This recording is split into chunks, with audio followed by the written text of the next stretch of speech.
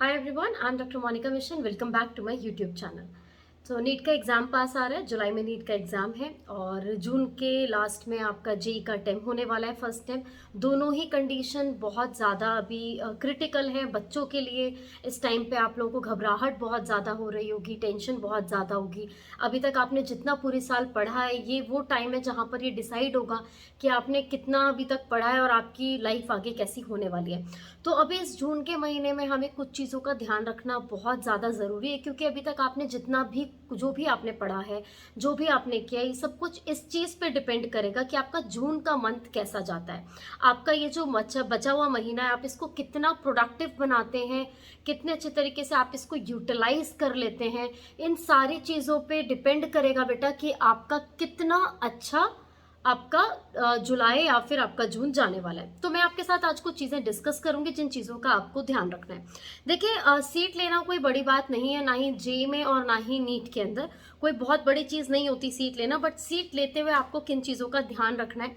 सबसे पहली चीज़, अभी तक आपने जितनी भी पढ़ाई की है वो सारी पढ़ाई हो चुकी है। तो अभी एंड टाइम पे सबसे ज़्यादा जो आपको ध्यान रखना है वो ये कि डीमोटिवेट नहीं होना है। क्योंकि अगर आप अभी डीमोटिवेट हो जाते हैं तो आपने अभी तक जितनी भी पढ़ाई की है वो सारी पढ़ाई आपकी बेकार हो जाएगी, वो बिल्कुल यूजलेस हो जाएगी, उसका कोई काम नहीं आने वाला है। तो सबसे पहली चीज़ जो आपको ध्यान रखनी है वो ये कि डीमोटिवेट इस टाइम पे बिल्कुल भी नहीं होने देना है अपने आप को। अभी तक जितना भी आपने पढ़ा है उसको अच्छे तरीके से एक मोटिवेशन के साथ जाना है और एग्ज़ाम देना है। Take it as a exam. ऐसा मत समझो कि कोई ओकेजन है, कोई ऐसी चीज़ आप करने वाले हो जिसके लिए आपको बहुत पहले से तैयारी करनी है, जैसे कि शादी हो रही होगी या फिर कोई बहुत बड़ा कोई सेरेमनी होने वाली है। इस तरीके से नर्वस नहीं होना है। सिर्फ ऐसा समझिए जैसे स्कूल में एग्जाम होते हैं उसके लिए आप तैयारी करते हैं, उसी तरीके से आप इस एग्जाम को देने जा रहे हैं। आप जितना इसको लाइट लेंगे उतना ही आपका प्रेशर रिड्यूस होगा और आप ज़्यादा पोटेंशियल दे पाएंगे। इसी के साथ आपको जो ध्यान रखना है वो ये है कि अभी तक आपने जितनी भी चीज़ें पढ़ी हैं, आप सिर्फ उन्हीं चीज़ों को रिवाइज कीजिए। एडिशनल किसी भी चीज़, किसी भी नए टॉपिक को हाथ मत लगाइए, ज़्यादा थ्योरीज मत कीजिए, ज़्यादा न्यूमेरिकल इन टर्म्स ऑफ ज़्यादा कोई भी नया टॉपिक जो कि बहुत वास्ट हो, जिसको समझने के लिए बेसिक्स पे जाना पड़े, ऐसे किसी भी टॉपिक पर हाथ मत लगाइए। जो टॉपिक अभी तक पढ़े हुए हैं उन्हीं टॉपिक को अच्छे से कीजिए और साथ ही साथ में जो भी टॉपिक आपने करे हैं सिर्फ उन्हीं का रिवीजन कीजिए। एक अच्छे से स्ट्रैटेजी बनाइए और स्ट्रैटेजी के अंदर डे वाइज ये चीज़ डिसाइड कर लीजिए। सपोज आपने 30 डेज की स्ट्रैटेजी बनाई, 25 डेज की या 20 डेज की स्ट्रैटेजी बनाइए। उसमें फिजिक्स, केमिस्ट्री और बायो को इंक्लूड कीजिए। फिजिक्स, केमिस्ट्री और बायो के सपोज आपके 10-10 चैप्टर आपके सब में आ रहे हैं मान लेते हैं, तो आपने क्या करना है, 2-2 चैप्टर डेली डिस्ट्रीब्यूट कर देना है, फिजिक्स के भी, केमिस्ट्री के भी, बायोलॉजी के भी, और उन्हें रिवीजन करना है। देखिए, रिवीजन का मतलब ये नहीं होता कि आप टॉपिक को वापस से पढ़ने लग जाएंगे। रिवीजन का मतलब ये नहीं होता कि आप वापस से बैठ के पूरा डेरिवेशंस कर रहे हैं, वो रिवीजन नहीं होता। रिवीजन का मतलब होता है अभी तक जो आपने पढ़ा हुआ था उन्हीं चीज़ों को आप वापस से रिफाइन करेंगे। जल्दी जल्दी एक रीड लेना कि अच्छा इसमें ये इंपॉर्टेंट है, इसमें सारी इंपॉर्टेंट चीज़ों को देखना, और जो चीज़ नहीं आ रही है, जिसमें तुम अटक रहे, उस चीज़ को बैठ के पढ़ना, उस चीज़ के बारे में थोड़ा सा डिस्कशन करना। जो चीज़ नहीं आ रही है अपने टीचर से पूछ सकते हैं, आप अपने फ्रेंड से उसके बारे में बात कर सकते हैं, या फिर आप यूट्यूब की मदद भी ले सकते हैं। यूट्यूब पे आपको हर तरीके की फैसिलिटी मिल जाएगी, जो भी आपके टॉपिक्स होंगे वो क्लियर हो जाएंगे। इसी के साथ जो आपको याद रखनी है मेजर चीज़ ये है कि 15 ईयर्स के जितने भी आपके PYQs हैं, यानी सैम्पल क्वेश्चन, और स्पेशली जितने भी आपके PYQs हो चुके हैं, प्रीवियस ईयर में जितने क्वेश्चंस आ चुके हैं, वो सारे आपको अभी प्रैक्टिस करने हैं। आपको मिनिमम 15 साल के क्वेश्चन तो हर फिजिक्स में भी, केमिस्ट्री में भी, बायो में भी, तीनों में लगाने हैं। अगर आप 15 साल से ज़्यादा के लगा सकते हैं, आप 20 साल के प्रैक्टिस कर सकते हैं, 25 साल के प्रैक्टिस करते हैं, तो उन्हें ज़रूर कीजिए। एंड मेक श्योर PYQ हमेशा रिपीट होते हैं, तो वो तो आपको 100% करके जाने हैं। आप ये कहिए आप रट सकते हैं, आप रट लीजिए। आप लर्न करने वाले लर्न कीजिए, आप बहुत अच्छा समझ सकते हैं, आप समझिए, वो आपके ऊपर है। लेकिन आपको PYQ सारे कंप्लीट करके जाने, मिनिमम 14 ईयर्स के PYQ आपको करने हैं, ठीक है। अब ये जो टाइम है, इस ड्यूरेशन में क्या होता है, कुछ बच्चे ऐसा सोचते हैं कि अरे यार एग्जाम आ गया, मैंने तो बहुत पढ़ाई की और मुझे सबने बोला है ज़्यादा टेंशन मत लेना।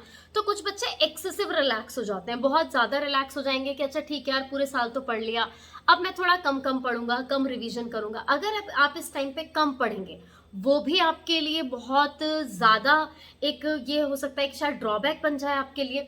या ये भी हो सकता है कि अगर आप कम पढ़ें तो आपकी कोई इंपॉर्टेंट चीज़ छूट जाए जो आपको शायद रिकॉल करने की ज़रूरत थी, लेकिन आपने ओवर कॉन्फिडेंस में उसको छोड़ दिया।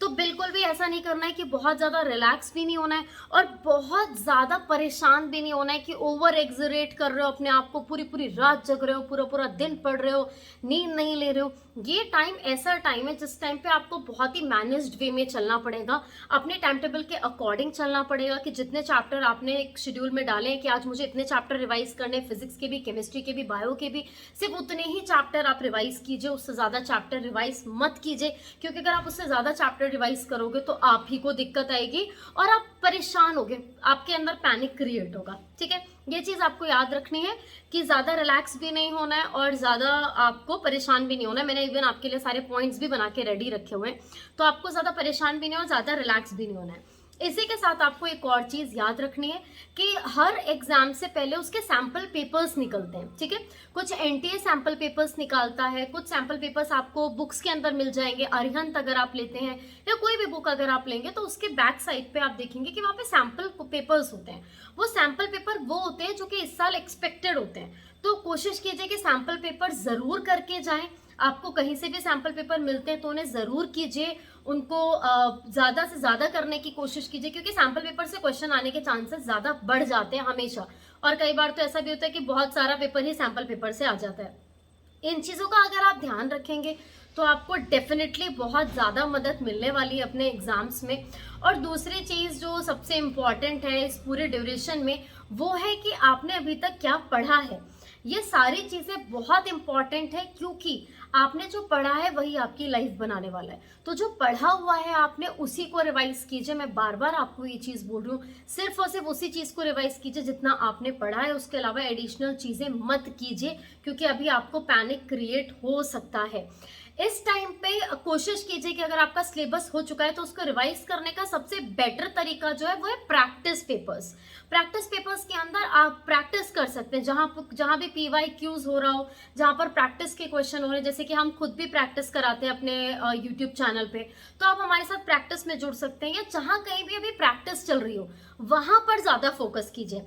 And last but not the least, if you are a NEET student, अगर आप नीट के एस्पिरेंट हैं, नीट की तैयारी कर रहे हैं, तो आपसे हमारी रिक्वेस्ट है कि ये एंड टाइम प्लीज एनसीईआरटी को दीजिए, सिर्फ और सिर्फ एनसीईआरटी को। क्योंकि अगर अभी आपने बहुत कुछ भी पढ़ रखा है तो बस ठीक है अगर आपने पढ़ा हुआ, लेकिन अगर आपने कुछ नहीं भी पढ़ा है तो सिर्फ एनसीईआरटी को फोकस कीजिए। एनसीईआरटी से रिलेटेड क्या क्या चीजें पढ़नी है ये हमने अपनी प्रीवियस वीडियो में आपके साथ शेयर किया हुआ है, तो आप वहां से वीडियोस में देख सकते हैं कि क्या चीजें आपको पढ़ के जाना है।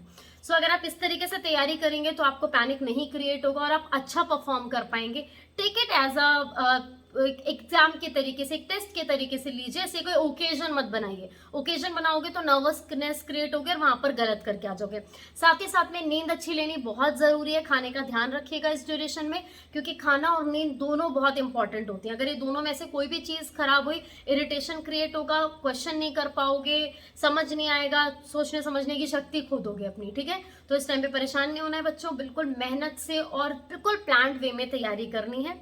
तो अगर आपको वीडियो अच्छी लगी हो, यहाँ तक वीडियो देखने के लिए थैंक यू सो मच। अच्छी लगी हो तो प्लीज चैनल को सब्सक्राइब जरूर कीजिए। Thank you so much.